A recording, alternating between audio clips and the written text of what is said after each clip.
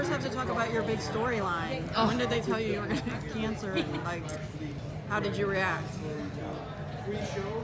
Shock. Yeah. And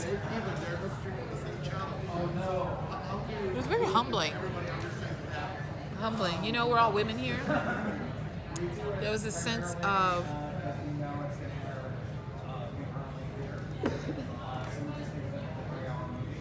how do I want to do this, you know? My mom is the survivor, and my dad is a survivor of a prostate. So when I found out when she came back into the hospital at the end of last season. And then when I found out it was going to continue, I spent the entire summer just researching, finding out where we are, not only in our country, but around the world with the treatment.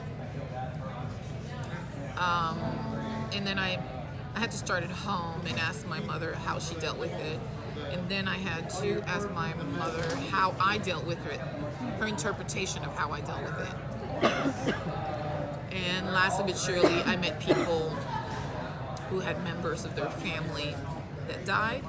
And I also listened to, I had this one story that I found on Netflix, which is the Tidbit story, which is a woman that blogged her entire 3-year process until her last date with her husband. She blogged it, and then she put cameras all around her house, and she lived it throughout the entire process. So it was something I took very seriously. People are like, where do you go from here? On a character note, I mean, certainly it's not only is it a challenge for her fight for her life, she's also finding herself now kind of backed into a corner at work, and she's finding that she can't do everything she's used to doing. She's kind of having to hide a huge portion of herself from her family, basically. How is she coping with kind of the threat, the mental and emotional toll that's taking on her as she's finding herself not able to do everything she's supposed to do? How are you kind of trying to process how she's doing it and how she's keeping lots of secrets for trying to people to use? You know, I decided to portray it with a discovery because I don't think she knows herself in this vulnerable state. I think we have theories about how we would react if we were sick. And then you go through your first chemo treatment. I had to see what it meant for someone to go through the chemo treatment.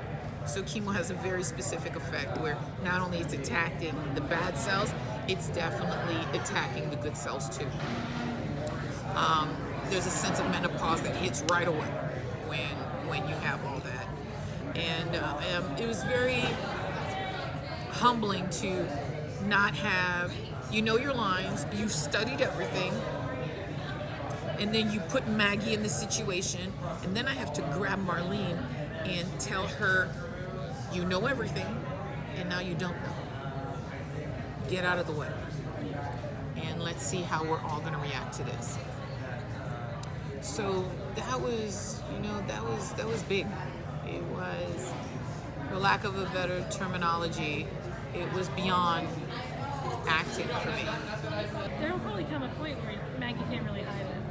So what do you hope, or what do we kind of expect to see when her friends or her family do start to learn that she's been keeping this and she's been dealing with it alone? I think vulnerability is a rich muscle. Transparency. There's a lot of strength in fragility. Life is not social media. But Maggie's always the helper. Is she going to be able to accept help? That's what I'm trying to say. That's what I think is the most important, is that she will be forced into that situation because her body's not obeying. When your body, that's what the frailty is.